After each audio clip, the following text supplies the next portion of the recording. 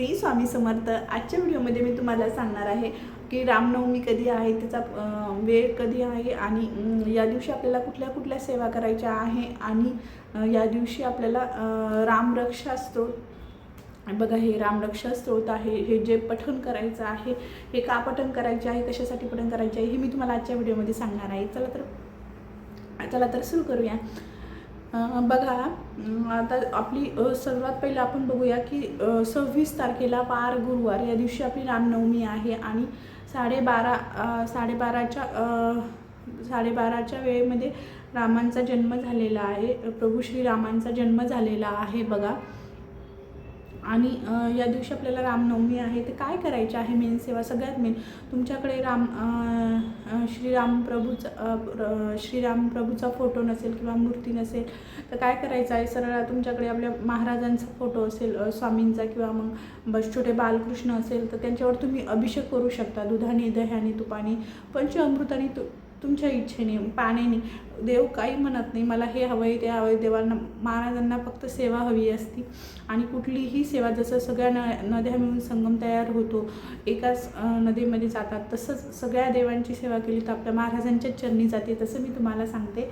तर आपल्याला या दिवशी काय करायचं आहे बघा, कुठली सेवा करायची आहे, या दिवशी सर्वात मेन तुम्हाला अभिषेक करायचा आहे, नंतर त्याला पाण्याने, आणि सर्वात मेन प्रभू श्रीरामाला कुठला नैवेद्य अर्पण करायचा आहे, शिरा खूप प्रभू श्रीरामाला खूप आवडता पदार्थ आहे शिरा। आणि नंतर तुम्ही याच्यामध्ये खीर पण करू शकता, दोन्हीपैकी एक कुठलाही एक करू शकता। आणि त्याच्यावरती सर्वात मेन, त्याच्यावरती तुम्हाला तुळशी पत्र ठेवायचं आहे, कारण की प्रभू श्रीराम हे विष्णूंचेच अवतार आहे आणि कुठल्याही देवताला नैवेद्य ठेवताना तुळशीपत्र ठेवायचे आहे, फक्त गणपती बाप्पा सोडले तर बाकी सगळ्या देवांना तुळशीपत्र नैवेद्य ठेवताना तुळशीपत्र ठेवायचे आहे। आता या दिवशी तुम्हाला परत काय करायचं आहे बघा, अभिषेक करायचा आहे, रामरक्षा स्तोत्र म्हणायचं, ज्यांचं लिखित नाम जप सुरू आहे, जसा की आपण श्री स्वामी समर्थ जसा स्वामींचा जप केला होता लिखित नाम स्वरूपात, तसंच आपल्याला जय श्रीराम जय श्रीराम जय श्रीराम जय जय श्रीराम अशा पद्धतीने तुम्ही लिखित नाम जप पण करू शकता, 1 पेज करू शकता, 2 पेज करू शकता, 108 वेळेस करू शकता, तुमची जेवढी इच्छा असेल तेवढ्या वेळेस तुम्ही करू शकता। नंतर काय करायचं आहे, तुम्हाला ही जी रामरक्षा स्तोत्र आहे बघा, हे तुम्हाला पठण करायचं आहे, या दिवशी तुम्हाला उजळून काढायची आहे रामरक्षा। तुम्ही ज्यांची कोणाची आतापर्यंत सेवा झाली नसेल त्यांनी 21 वेळेस किंवा 11 वेळेस किंवा 7 वेळेस, 5 वेळेस, ॲटलिस्ट 1 वेळेस तरी उद्या तुम्हाला रामरक्षा वाचायची आहे, नक्की वाचा। ज्याच्या घरी रोज रामरक्षा होते ना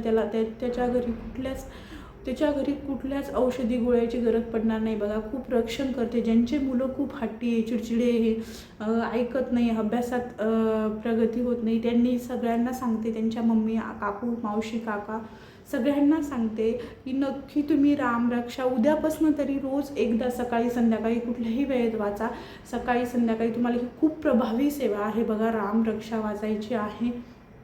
नंतर सांगते मी तुम्हाला बघा की तुम्हाला नंतर काय करायचं आहे, नंतर तुम्हाला या दिवशी 9 दिवे लावायचे आहे। 9 दिवे का, कारण की रामनवमी आहे म्हणून 9 दिवे लावायचे आहे।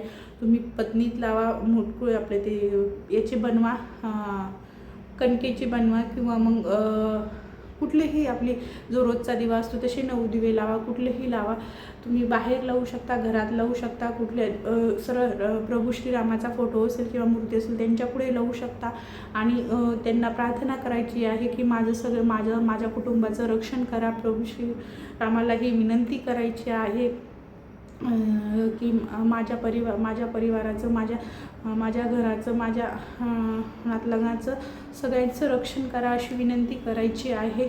आणि नंतर काय करायचं आहे, त्या दिव्यानंतर तुम्ही कुठेही लावू शकता, बाहेर तुळशीजवळ लावा, कुठेही लावा, पण 9 दिवे लावायचे आहे तुम्हाला उद्या बघा।